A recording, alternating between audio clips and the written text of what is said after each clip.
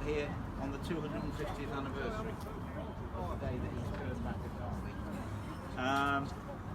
I might as well finish the story because the story's amazing. I told you he lost the last battle, the Battle of Culloden, 1749. He spent 5 months hiding in the heather with £30,000 on his head, you know, reward, and nobody gave him in, no Scots gave him in. He escaped back to Rome and became a pathetic, drunken wreck. He came back to London 5 years later in disguise and became a Protestant. Should have done it before he came. Then he might have got more support, but it was too late. Anyway, became a pathetic, drunken wreck. And the punchline of this amazing story, it's 1784. We just lost America. The American War of Independence. They fought against us and we lost America.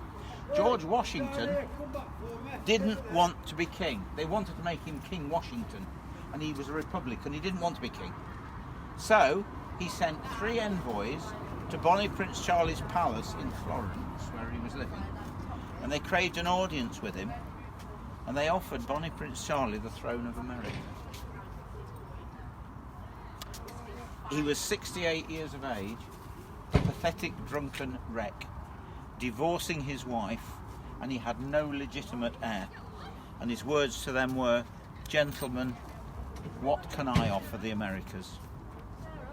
And he turned them down, and they got a president. All because of that decision at Derby when he turned back in 1745.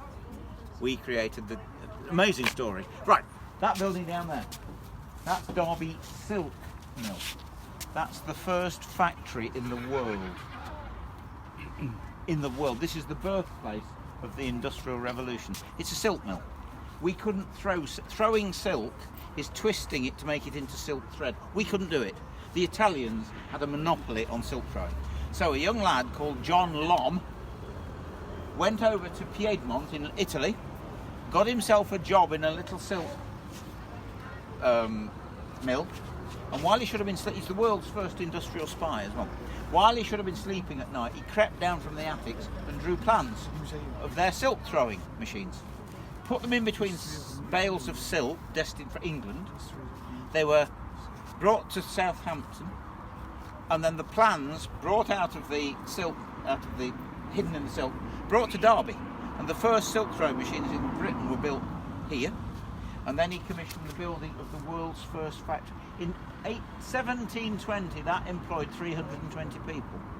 In 1720.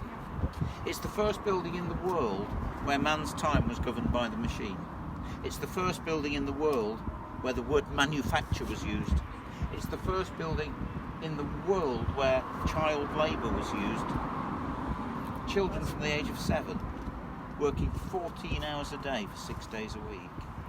And it's the first building in the world where the raw product went in one end and the finished product came out of it. The birthplace of the Industrial Revolution, here at Derby. John Lom wasn't very popular with the Italians, and the Italian Navy chased his ship back to England, but he got back first.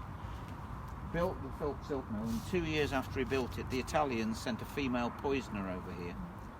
She got a job in his silk mill and slipped him a Mickey Finn in his coffee every morning, and he died of slow poisoning, poisoned by the Italians. There's the ghost of a little boy that haunts the tower. That's the bell tower. That rang every morning and every night to summon the workers in and then for them to go home at night. And it's haunted by the ghost of a little boy who was kicked down the stairs by one of the wicked, horrible managers, the overseers, and the little boy fell to the bottom of the stairs and bled to death. And they can still hear him crying. They can also frequently see the lift operating itself, going up and down on its own. You see, ghosts affect energy. Radios, televisions, computers, lifts are notorious for being haunted by ghosts. I mean, don't get me wrong, the ghost isn't pressing the button to make it go up and down. It's the energy that's causing the lift to operate. Every night before the staff go home, they check the lift before leaving, because of the number of times that it goes up and down on its own.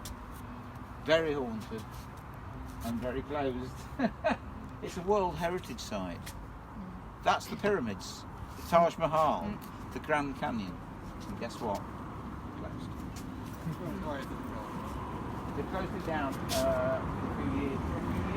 And they are planning on not rebuilding, but making another industrial museum. Because you see, I've said one of the original silk throwing machines in Piedmont is still preserved.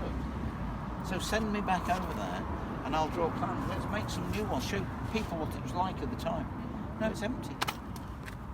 Never Is mind. it actually closed altogether, or is it used for anything? Oh, I think Thursday afternoons you can go in. It's just So the world's first photo. It's like turning up at the Taj Mahal and seeing a sign saying closed.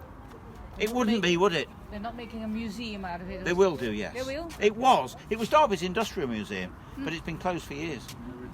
So who actually owns it? Who's in Derby charge? City Council. So, Same old story.